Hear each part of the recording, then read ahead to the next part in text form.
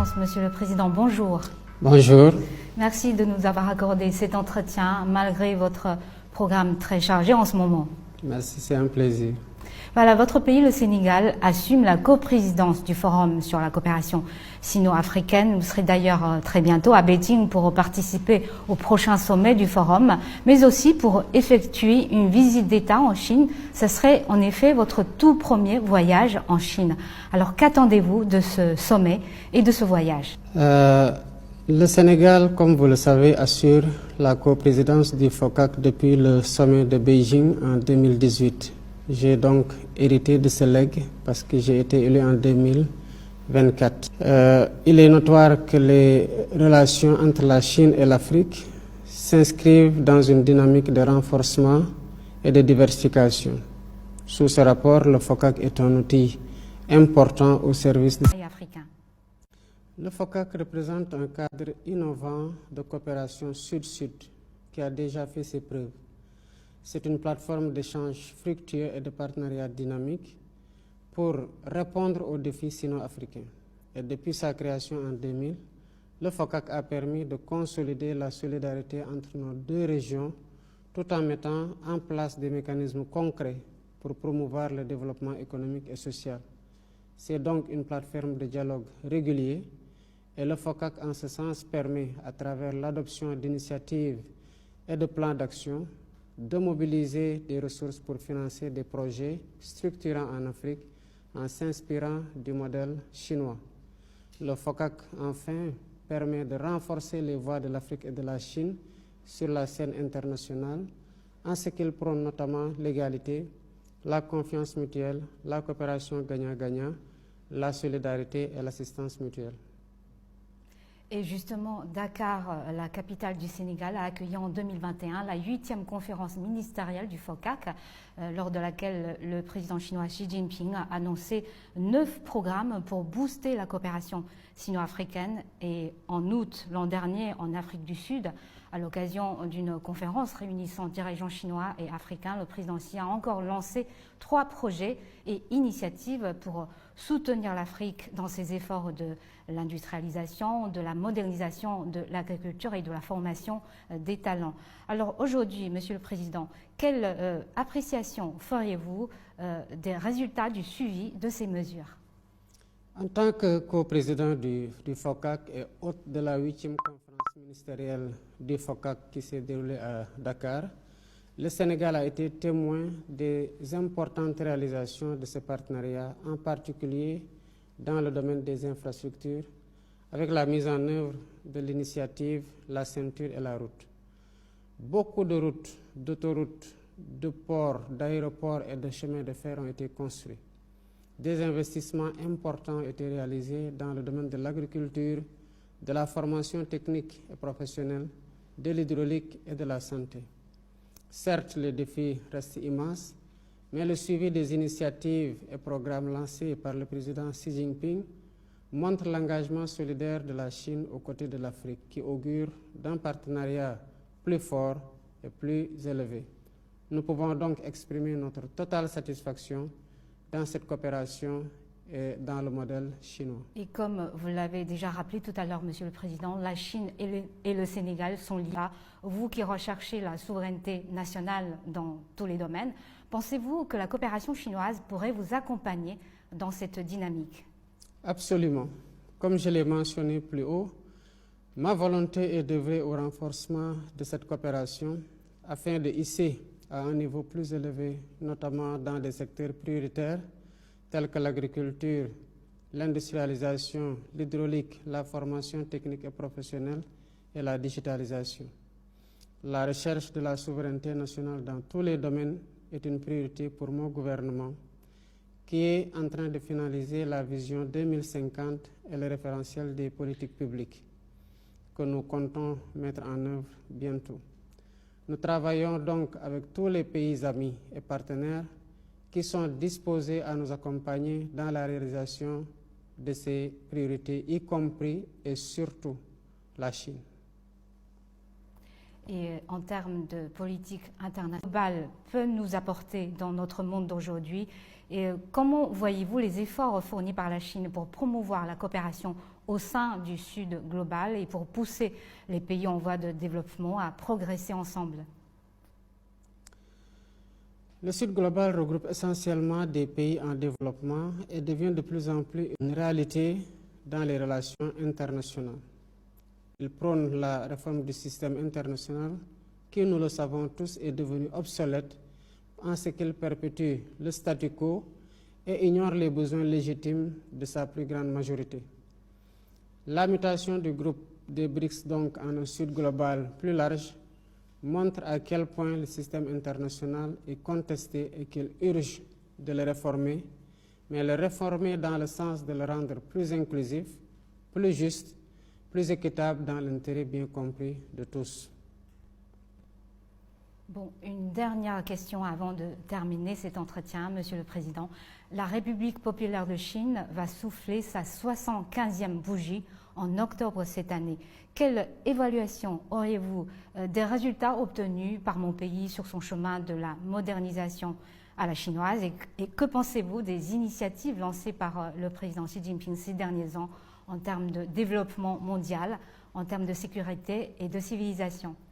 Et je vous dis déjà joyeux anniversaire par anticipation et joyeux anniversaire au peuple chinois, à la République populaire de Chine. J'aurai l'occasion d'adresser mes félicitations au président Xi Jinping et de lui renouveler l'amitié du peuple sénégalais au peuple chinois. Avec une politique de grandes réformes d'ouverture, la Chine a pu réaliser des progrès impressionnants sur la voie de la modernisation. Et ce, grâce à une approche qui allie développement économique rapide, réduction de la pauvreté et amélioration des conditions de vie de sa population. Donc les résultats parlent d'eux-mêmes. Le modèle de modernisation à la chinoise plutôt, basé sur une forte capacité d'innovation, une industrialisation avancée et une gestion efficace des ressources, a permis de tirer des centaines de millions de Chinois de la pauvreté en quelques années. Ça aussi, c'est un constat qui s'impose. La Chine est donc, en ce sens, une source d'inspiration pour de nombreux pays en développement, y compris le Sénégal. Les initiatives lancées par le président Xi Jinping, telles que l'initiative pour le développement mondial, l'initiative pour la sécurité mondiale et l'initiative pour la civilisation mondiale, sont des contributions importantes pour renforcer le multilatéralisme comme fondement de la coexistence pacifique des peuples. Ces initiatives visent à promouvoir un développement inclusif et à renforcer la coopération internationale dans des domaines cruciaux pour l'avenir de l'humanité. La Chine, donc, en un mot, inspire toute l'humanité. Merci beaucoup, Monsieur le Président. Je vous souhaite bon voyage et bon forum. Merci beaucoup à vous aussi. D'ailleurs, en tant que président de la République. Et ce sera l'occasion de renouveler et de consolider les relations d'amitié et de coopération entre le Sénégal et la Chine que nous avons érigées au rang de partenariat stratégique global. Donc, avec cette visite, j'ai la conviction que le grand succès de la coopération sino-sénégalaise, qui est matérialisée par plusieurs réalisations et plusieurs projets dans des secteurs variés, va se perpétuer.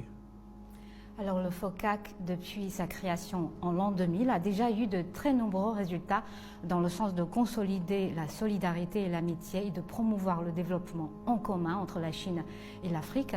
Comment voyez-vous, Monsieur le Président, le rôle joué par le mécanisme du FOCAC dans le resserrement des liens, dans le renforcement de la coopération entre Chinois et Africains? Le FOCAC représente un cadre innovant de coopération sud-sud qui a déjà fait ses preuves. C'est une plateforme d'échange fructueux et de partenariat dynamique pour répondre aux défis sino-africains. Et depuis sa création en 2000, le FOCAC a permis de consolider la solidarité entre nos deux régions tout en mettant en place des mécanismes concrets pour promouvoir le développement économique et social. C'est donc une plateforme de dialogue régulier et le FOCAC en ce sens permet, à travers l'adoption d'initiatives et de plans d'action, de mobiliser des ressources pour financer des projets structurants en Afrique en s'inspirant du modèle chinois. Le FOCAC, enfin, permet de renforcer les voix de l'Afrique et de la Chine sur la scène internationale, en ce qu'il prône notamment l'égalité, la confiance mutuelle, la coopération gagnant-gagnant, la solidarité et l'assistance mutuelle. Et justement, Dakar, la capitale du Sénégal, a accueilli en 2021 la 8e conférence ministérielle du FOCAC, lors de laquelle le président chinois Xi Jinping a annoncé 9 programmes pour booster la coopération sino-africaine. Et en août l'an dernier, en Afrique du Sud, à l'occasion d'une conférence réunissant dirigeants chinois et africains, le président Xi a encore lancé 3 projets et initiatives pour soutenir l'Afrique dans ses efforts de l'industrialisation, de la modernisation de l'agriculture et de la formation des talents. Alors aujourd'hui, Monsieur le Président, quelle appréciation feriez-vous des résultats du suivi de ces mesures? En tant que co-président du FOCAC et hôte de la 8e conférence ministérielle du FOCAC qui s'est déroulée à Dakar, le Sénégal a été témoin des importantes réalisations de ce partenariat, en particulier dans le domaine des infrastructures, avec la mise en œuvre de l'initiative La Ceinture et la Route. Beaucoup de routes, d'autoroutes, de ports, d'aéroports et de chemins de fer ont été construits. Des investissements importants ont été réalisés dans le domaine de l'agriculture, de la formation technique et professionnelle, de l'hydraulique et de la santé. Certes, les défis restent immenses, mais le suivi des initiatives et programmes lancés par le président Xi Jinping montre l'engagement solidaire de la Chine aux côtés de l'Afrique, qui augure d'un partenariat plus fort et plus élevé. Nous pouvons donc exprimer notre totale satisfaction dans cette coopération et dans le modèle chinois. Et comme vous l'avez déjà rappelé tout à l'heure, Monsieur le Président, la Chine et le Sénégal sont liés depuis 2016 par un partenariat de coopération stratégique global. La Chine est aujourd'hui le premier partenaire commercial du Sénégal. Le Sénégal a été le premier pays en Afrique de l'Ouest à rejoindre l'initiative La Ceinture et la Route. Peut-on s'attendre à un renforcement de cette relation bilatérale sous votre mandat, vous qui recherchez la souveraineté nationale dans tous les domaines? Pensez-vous que la coopération chinoise pourrait vous accompagner dans cette dynamique? Absolument. Comme je l'ai mentionné plus haut, ma volonté est d'œuvrer au renforcement de cette coopération afin de hisser à un niveau plus élevé, notamment dans des secteurs prioritaires tels que l'agriculture, l'industrialisation, l'hydraulique, la formation technique et professionnelle et la digitalisation. La recherche de la souveraineté nationale dans tous les domaines est une priorité pour mon gouvernement, qui est en train de finaliser la vision 2050 et le référentiel des politiques publiques que nous comptons mettre en œuvre bientôt. Nous travaillons donc avec tous les pays amis et partenaires qui sont disposés à nous accompagner dans la réalisation de ces priorités, y compris et surtout la Chine. Et en termes de politique internationale, on parle aujourd'hui de plus en plus de Sud global. La Chine en fait partie, comme le Sénégal. À votre avis, Monsieur le Président, qu'est-ce que le Sud global peut nous apporter dans notre monde d'aujourd'hui? Et comment voyez-vous les efforts fournis par la Chine pour promouvoir la coopération au sein du Sud global et pour pousser les pays en voie de développement à progresser ensemble? Le Sud global regroupe essentiellement des pays en développement et devient de plus en plus une réalité dans les relations internationales. Il prône la réforme du système international qui, nous le savons tous, est devenu obsolète en ce qu'il perpétue le statu quo et ignore les besoins légitimes de sa plus grande majorité. La mutation du groupe des BRICS donc en un Sud global plus large montre à quel point le système international est contesté et qu'il urge de le réformer, mais le réformer dans le sens de le rendre plus inclusif, plus juste, plus équitable dans l'intérêt bien compris de tous. Bon, une dernière question avant de terminer cet entretien, Monsieur le Président. La République populaire de Chine va souffler sa 75e bougie en octobre cette année. Quelle évaluation auriez-vous des résultats obtenus par mon pays sur son chemin de la modernisation à la chinoise et que pensez-vous des initiatives lancées par le président Xi Jinping ces derniers ans en termes de développement mondial, en termes de sécurité et de civilisation? Et je vous dis déjà joyeux anniversaire par anticipation et joyeux anniversaire au peuple chinois, à la République populaire de Chine. J'aurai l'occasion d'adresser mes félicitations au président Xi Jinping et de lui renouveler l'amitié du peuple sénégalais au peuple chinois. Avec une politique de grandes réformes d'ouverture, la Chine a pu réaliser des progrès impressionnants sur la voie de la modernisation. Et ce, grâce à une approche qui allie développement économique rapide, réduction de la pauvreté et amélioration des conditions de vie de sa population. Donc les résultats parlent d'eux-mêmes. Le modèle de modernisation à la chinoise plutôt, basé sur une forte capacité d'innovation, une industrialisation avancée et une gestion efficace des ressources, a permis de tirer des centaines de millions de Chinois de la pauvreté en quelques années. Ça aussi, c'est un constat qui s'impose. La Chine est donc, en ce sens, une source d'inspiration pour de nombreux pays en développement, y compris le Sénégal. Les initiatives lancées par le président Xi Jinping, telles que l'initiative pour le développement mondial, l'initiative pour la sécurité mondiale et l'initiative pour la civilisation mondiale, sont des contributions importantes pour renforcer le multilatéralisme comme fondement de la coexistence pacifique des peuples. Ces initiatives visent à promouvoir un développement inclusif et à renforcer la coopération internationale dans des domaines cruciaux pour l'avenir de l'humanité. La Chine, donc, en un mot, inspire toute l'humanité. Merci beaucoup, Monsieur le Président. Je vous souhaite bon voyage et bon forum. Merci beaucoup à vous aussi.